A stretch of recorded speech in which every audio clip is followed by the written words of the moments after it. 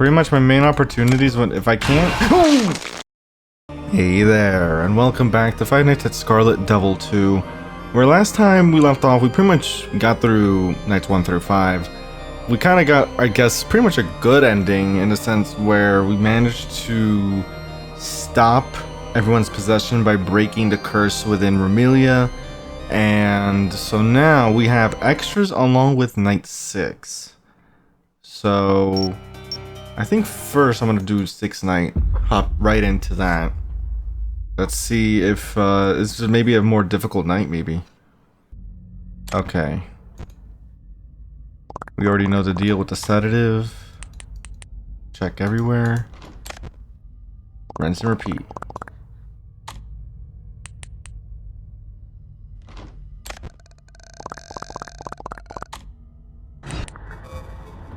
Gone.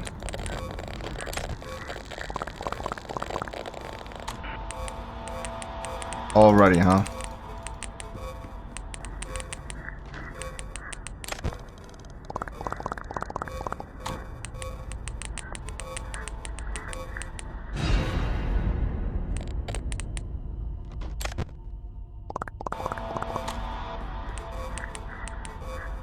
I wonder what actually makes that sound.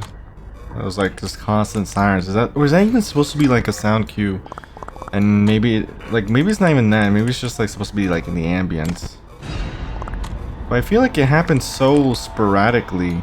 Like the way it just onsets immediately to the point where I'm not even sure if it is supposed to be like that, but regardless.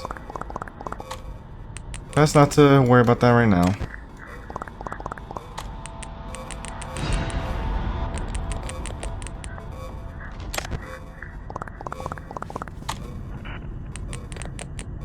Still can't check the middle.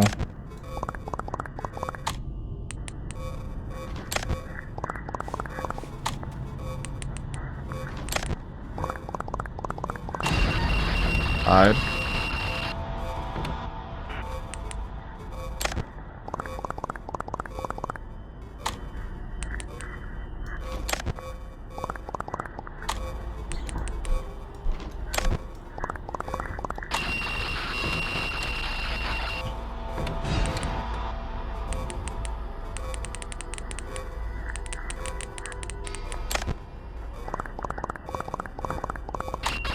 Oh, Jesus.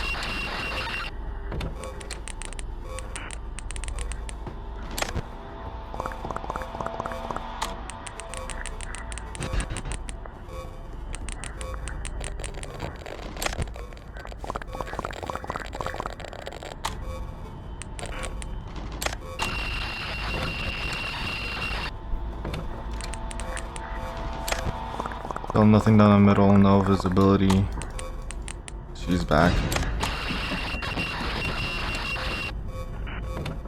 Close one.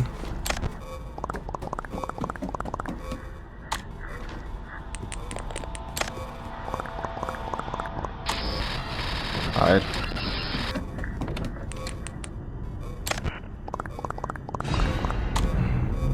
As long as I maintain this same pattern, I should be fine. I just can't really, I really just have to be careful with the sedative because it drains rather quickly. Pretty much my main opportunities when, if I can't. I was gonna say when I can't shine down the middle hallway, but I guess I didn't shine enough. I think that mechanic sometimes a little tricky because it's hard to tell when you flash enough. Like a lot of times, like with those kind of like flash mechanics, you flash enough time, you flash until they leave, but she doesn't leave really quickly. Like even after you flash like a good amount of time, you just don't notice. You just don't see her leave pretty much at all.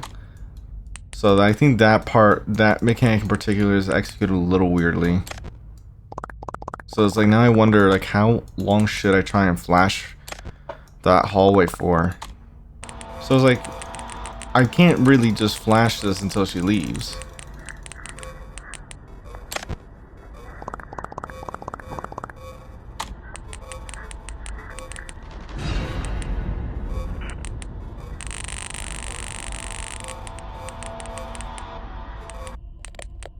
So like, okay. So I can't flash down the hallway, so I assume I'm fine. Yeah, gone. Oh, that bug's happening again.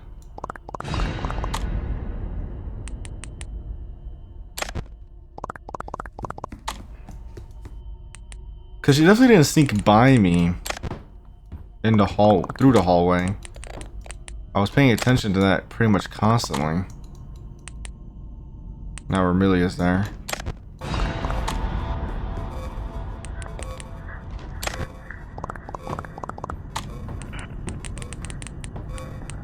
think in general, I just have to be a lot more aggressive with the hallway. Like, dedicate more time to it.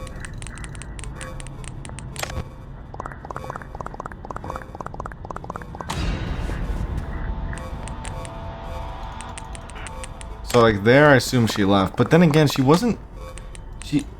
She never showed up in the hallway before she jump scared me. Like, she was gone for a while, and then she jump scared me. Like, she was gone, and then out of nowhere, it felt like she jump scared me. So, I don't know... Oh, Jesus. I don't know if she was just always there. Okay. So I feel like maybe I just have to dedicate a lot more time flashing down the middle. Jesus.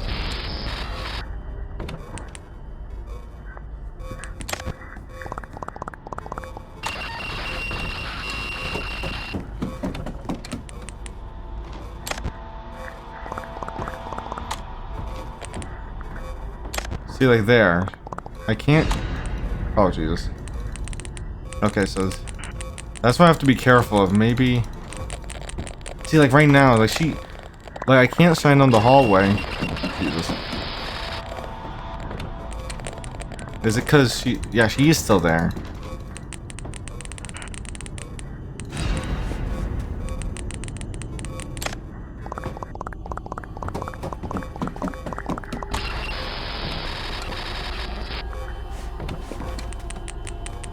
She's really close. I think that's the first time she ever made it to the room. No, but that's not what to do. Hide. Shoot.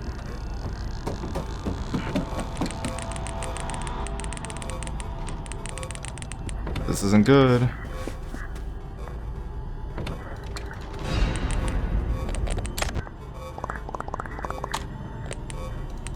Shine everywhere.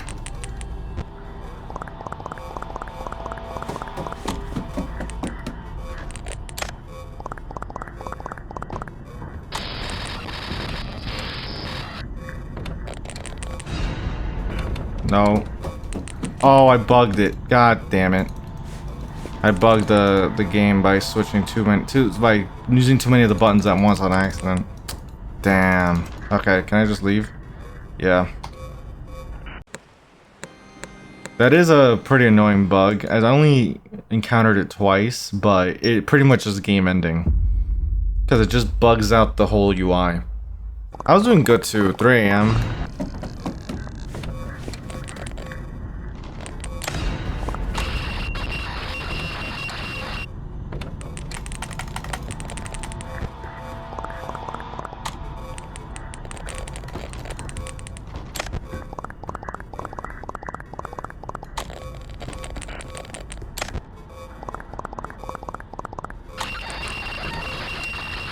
Alright.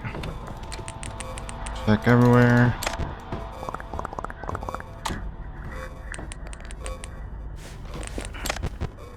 Oh no, that's not what to do.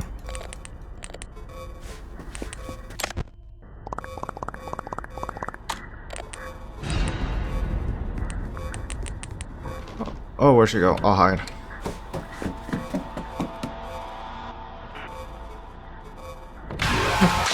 Oh, again? I wonder if, while I can't flash the light here, does anything work while I do this? No clue. So many sound cues. Oh, Jesus. See, like, what were all those sound cues for? Is it for the characters that left the hallway? Maybe?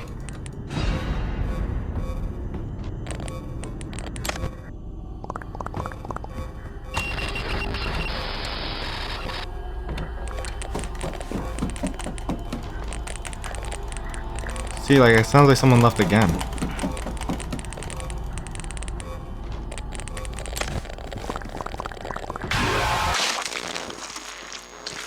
When? What? When did... What even happened there? There was no one at my doors. No one showed... Did I just not hear the sound cue? See, now all of a sudden... Why did that sound come back? What? I'm so confused about why that sound happens. The bloody cross didn't pop up.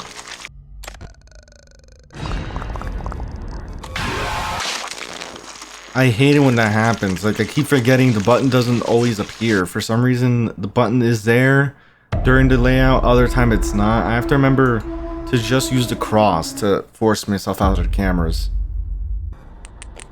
Okay, please do not start glitching on me.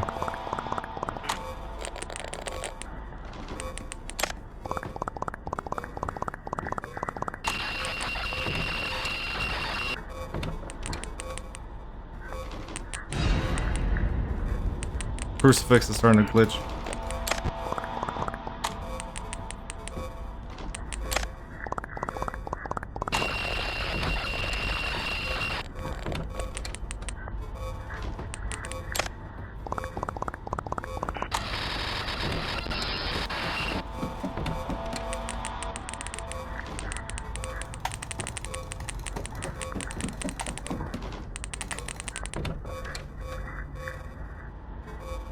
Wait.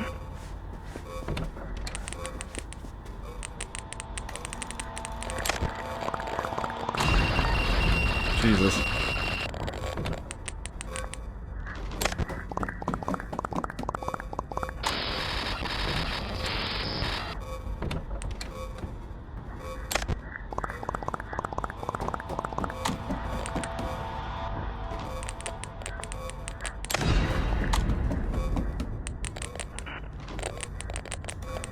That crucifix is really freaking me out. Game? No, game, come on. No way. If I die because of this, I'm gonna be done. Oh.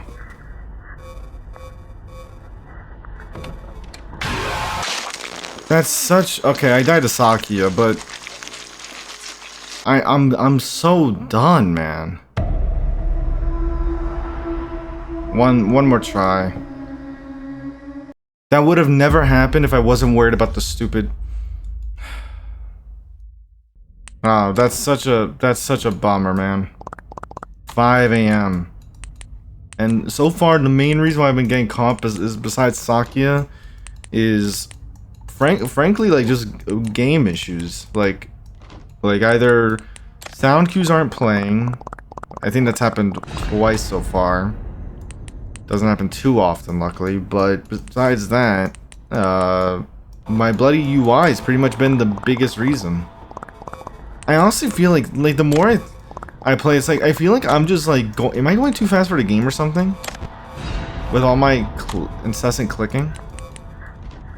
I mean, I don't know. The game makes me feel like I have to do this much clicking though, especially with Sakia, because for some reason they don't have Sakia leave whenever you flash them like promptly. Excuse me. Like they just linger there. So I'm left in this state of like, did I do enough to get rid of her?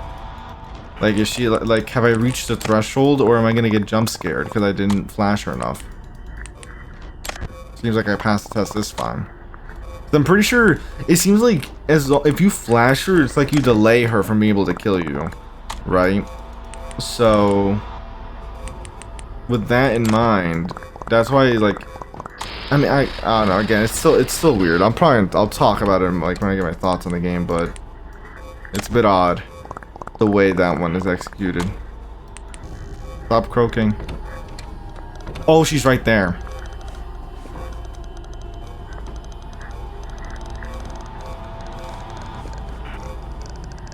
Is she just gonna stay there? I think I let her. I don't think there was any getting away from that. Like, I wish I knew how many flashes was enough. Because I feel like I dedicate so much time to Sakia as it is. Just because I have to help, like, tell myself, like, is it enough?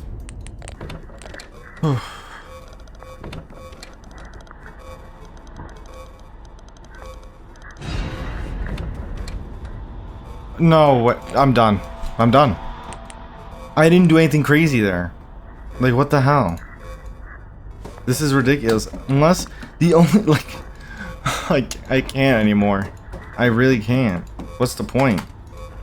I'm screwed. No, let's see. Saki got me anyway. I mean, like, that's it. I'm done. I can't. Alright, before I give my thoughts on the game, I actually do want to go through extras real quick.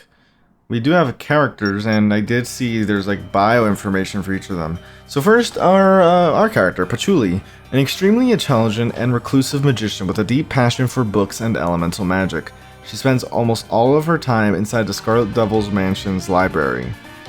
Oh, that's right, the Scarlet Devil is the entity, I just realized. Isn't the Scarlet Devil pretty much inside the Scarlet Devil mansion? Where did Scarlet Devil even come from? I think someone's name is it last name? I think it is, right?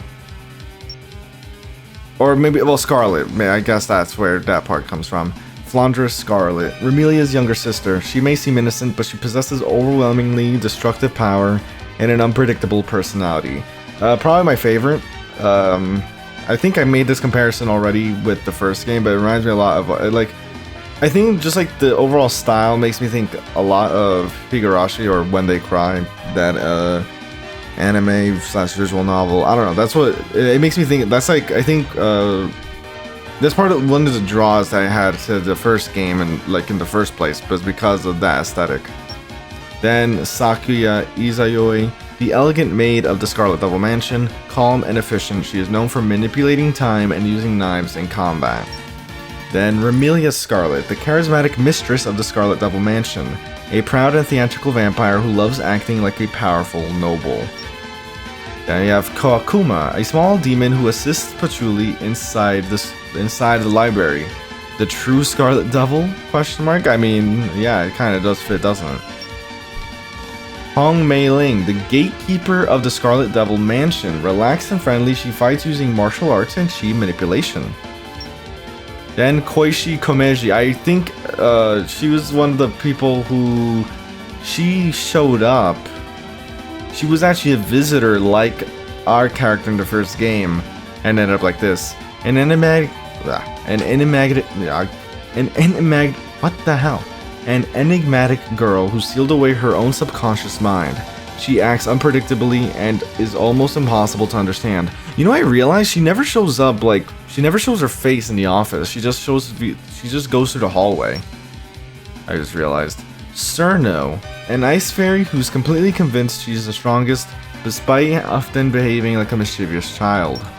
A lot of these characters are not in the first game, like Cerno, this character Daiose, and Hong Mei Ling, Koakuma. I don't think any of them are in. I mean, if they were in the first game, they were probably shown like a cutscene, maybe, but I doubt it. I don't recognize any of their names. Daiose is a gentle and calm fairy, usually seen alongside Cerno. Then we have Rumia, a yokai who controls darkness. Despite her childish appearance, she enjoys hunting humans during the night.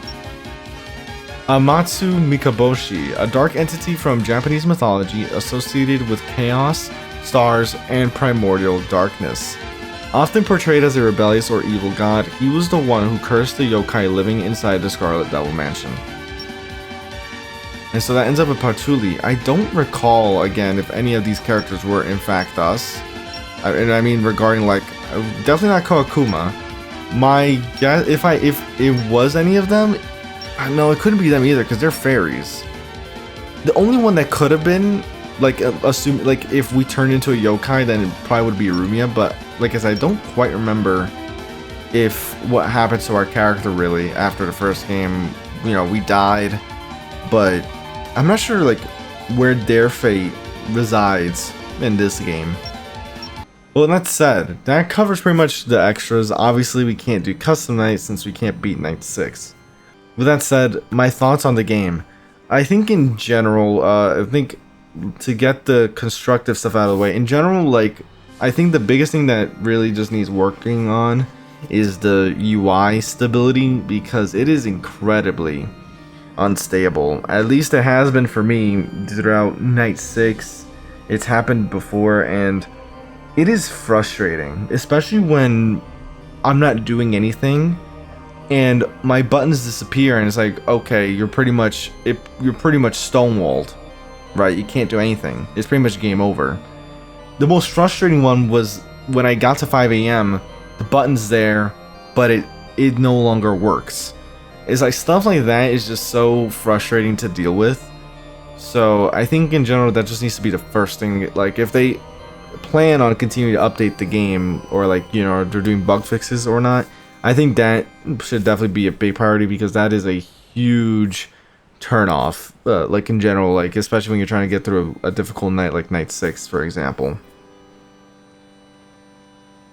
I think like a minor thing is the crucifix effect, like, or not effect really, like you know, you make the crucifix pops up and it's like it's weird. It doesn't like make you blink necessarily, but it's like part of the screen goes black for a quick second, and it's not consistent. That part's also a little weird. Again, that's like more of a minor inconvenience. My main thing is like the UI stuff needs to be resolved, because having the buttons disappear on you permanently, or, you know, flipping up the camera and not being able to flip it back down immediately because the button's not there for like a little bit, you know, stuff like that is just a huge, I think it's just a big hindrance really when it comes to trying to enjoy the game. Besides that, I think in general, story-wise, it is nice that we got ourselves like a nice conclusion to the events going on, right, regarding the main conflict at the Scarlet Devil Mansion, right? Obviously, this started in the first game with Flandre and the others being possessed, and we were just some girl that came along and got really unlucky, unfortunately, in the end. Now, besides that, visuals, I mean, visually it reminds me a lot, obviously. Now, visuals obviously is very reminiscent of the first game. I don't think much has really changed. If anything, I don't know, at least from what I remember, I don't think much has changed in the visual style, really. So I don't really have much to say there. Sound-wise, one thing that is a little weird is that constant, like, sound effect or ambient effect, whatever that sound effects is, throughout most of the night that you hear, that sounds like it's supposed to be a sound cue but just plays constantly. I'm not sure what that's about, because sometimes it cuts out completely and other times it's always present. A little weird there as well. And I think overall, if we can, I guess we'll just go to extras to talk about the characters and their gameplay. I think one of the things I will say is a bit of a downgrade is cameras, right? This is something that I tend to bring up a lot. Like, I think like it's one of the main things, because obviously with FNAF fan games in general, right? Cameras are like, you know, usually if you have cameras, or, you know, it's like one of the main, what's the tenets, I guess you could say. Not always, but it's like the most recognizable thing. First game had cameras, and in the first game, if I remember correctly, the game kind of had you going around a bunch of cameras. I wouldn't say too much. I think the game encouraged you to keep track of the different yokai. At the very least, at the doors, I remember you had to check the hallway cameras quite constantly in the first game for Koishi. That I'm pretty sure I remember. I think it's because when she moved, she didn't have any sound cues, so you had to constantly be aware of where she was at. Unfortunately, this game kind of doesn't utilize that same idea in any aspect. The only purpose the camera has is for Hong Mei Ling, which is a bummer considering, again, they did a nice job on having you use the cameras, you know, besides just like checking one camera and using a button or something, right? You had to kind of use it to like always be aware where the animatronics, the yokai, you know, like being aware of their position. You had to do that, I think, for 2 characters. I think you had to do that for Flandre as well to some extent. Or not Flandre. I think you also have to pay attention to the portrait for Amelia. Not entirely sure, but my point being, the first game had a bit more emphasis on cameras, and this game doesn't have it, unfortunately.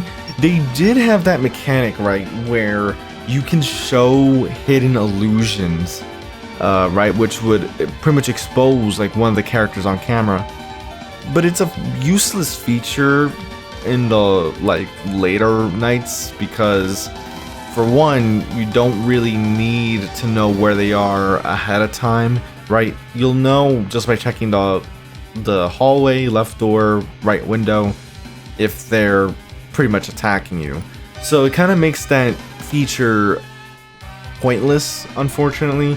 It was a cool idea because, again, I did mention that there was another game that, well, I guess actually, I don't know what is uploaded first, but there's a game that I played very recently. You either have seen or haven't seen on the channel, but it has a similar idea, right? A very similar idea, which was oddly coincidental considering both of these games pretty much dropped around the same time, where you kind of use like this camera function to reveal something hidden on camera, right? Like a character, for example. And I think that was a really cool idea. I think that would have worked really well, especially given what they had done with cameras beforehand, but unfortunately that mechanic didn't really go anywhere. And because of the fact that most of the characters are resolved by hiding after you see them in your office or in your room, you know, again, it's just like one of those things where like, it was a cool idea, but it doesn't really get executed well because you don't really need it. And then besides that, I think the Dyer's part of the best part here, right, in terms of game mechanics. Pretty much, like I said in the first video, all of the characters pretty much rely on you hiding, with exceptions of Sakia, who is, you know, flashlight in the hallway, Shadow Flandre with the cross, and what's their name? Hong Mei Ling with the sedative. Not really an issue per se, it's just one of those things like, yeah, you know, a lot of times you're gonna be hiding. Sakia is probably the only mechanic I have an issue with because it's a very odd one. They say to shine your flashlight until she backs away, but realistically she doesn't back away while you're shining your flashlight. At the very least, you can't really, like, eventually you'll shine your flashlight, you go on camera, then she'll eventually disappear, but it's like, it doesn't work the way you think it would, or the way that it usually is done, where, yeah, you shine your flashlight until they literally disappear from the hallway, and it's like, okay, I don't need to flash my light anymore. But in this game, you have to, you shine it a bunch of times, they still stay there, and so it kind of feels like there's a bit of insecurity because it's like, okay, did I satisfy the mechanic or not? I don't know, but I can't just sit here and constantly keep flashing away. Especially when you have to constantly go on camera, really, or hide. Like I said before, if they do end up fixing those UI issues, I probably will return. Because, again, besides, we don't know what we can get after Night 6. And then there's Custom Night, which I wouldn't mind trying. It would just have to be those UI issues. That's really the only thing that's stopping me, because I don't think I can put up with another get to 5 AM only to get pretty much screwed out of, you know, reaching 6 AM because the game won't let me use the cameras, unfortunately. With that said, if this is the last video, then overall, this has been a fun series to play. Again, when the game actually, you know, works all properly and whatnot, which, again, is most of the game, it just tends to bug out a lot in the very intense nights like Night 5, Night 6. You know, I still really enjoyed actually getting to experience this series, or, well, duology, I guess, in this case. If a third game ever does surface for one reason or another, obviously the story is concluded here regarding the main conflict, so I don't even know if a third game would even be in plan. If it is, then cool, I'll definitely be keeping an eye out for that. If not, then I think it had a suitable ending, obviously, given what we know from Night 5. But of course, with all that said, I hope you did enjoy. If you did, leave a like, hit that notification bell to keep up to date on future videos. The game will be in the description below as always. Great job once again to the developers. Again, pretty much main constructive feedback is just the UI consistency issues, I guess, for lack of a better term. And I guess it's like, I guess the flashlight pretty much is like, this is the main thing, two things that like even the flashlight is like, it's just a weird mechanic. I think like my main thing, like really the only thing I really care about at this point in terms of like feedback is the UI consistency, like stability. But despite that, great job regardless. And with that said, I'll see you in another video. Take care.